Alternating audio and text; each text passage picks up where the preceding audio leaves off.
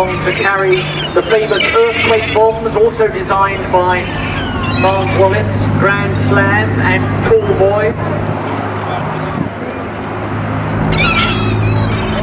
And in fact, this afternoon we're going to be seeing two aircraft types that both participated in sinking one of the famous German pocket battleships, the Tirpitz.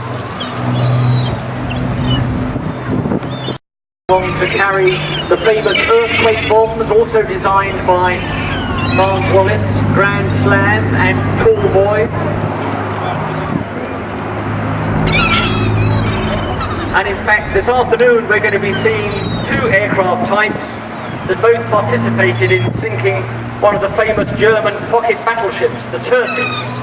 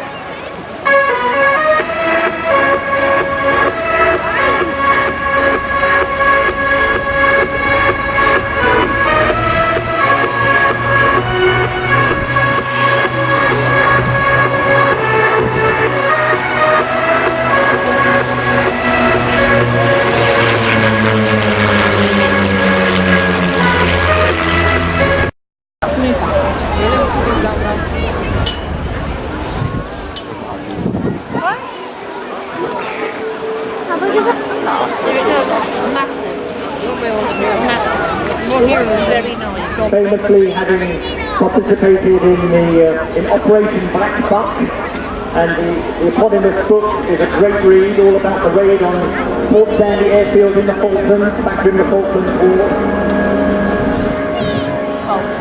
which perhaps synonymised the saying I heard in the bar from some of the display pilots last night: fighter pilots make movies, bomber pilots make history.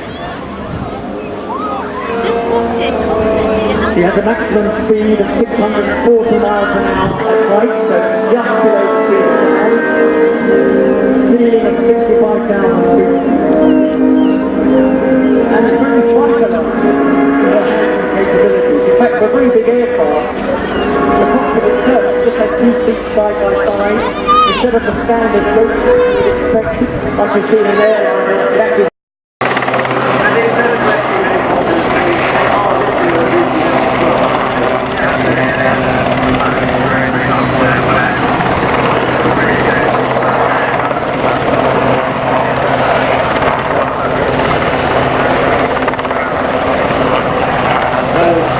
back on board with the rich sand and his passenger.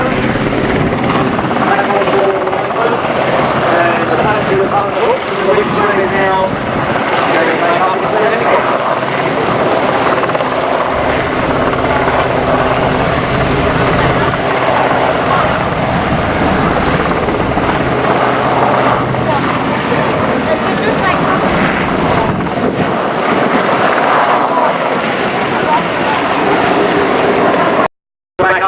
So he's cleaned up, he's obviously not going to put it down on this mast. I guess they've lost sight of the airman in the water.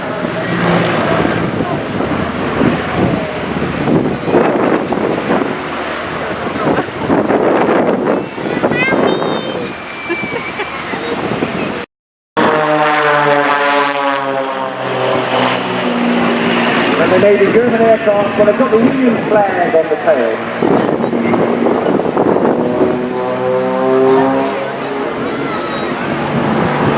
Not easy conditions to fly such close formation in with this very strong wind.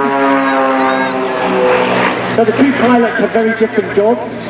Paul Bonham's job is to position the formation now, to make sure that all the manoeuvres are entered at the right height and the right speed, and to compensate for the wind that's trying to blow them out to sea.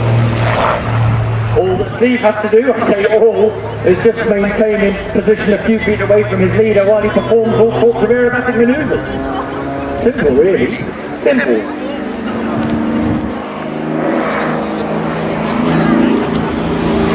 Now what's at the top of this manoeuvre? This is really the Matador's trademark manoeuvre.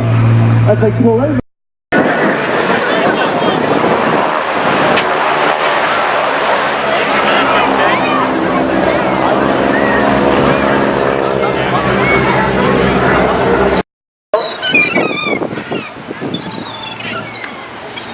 The Lancaster derived from the Manchester aircraft, which was a twin-engine version that looked very similar, but the addition of those extra two engines, Merlin engines, just like in the Hurricane and in the early models of the Spitfire, made it into the potent weapon that it became in the war.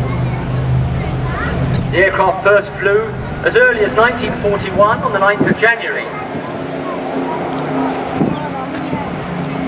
It could carry a maximum bomb load of 22,000 pounds, and its maximum level speed with a full load was 275 miles an hour. It goes a little bit more slowly now as it pulls away from the simulated landing approach.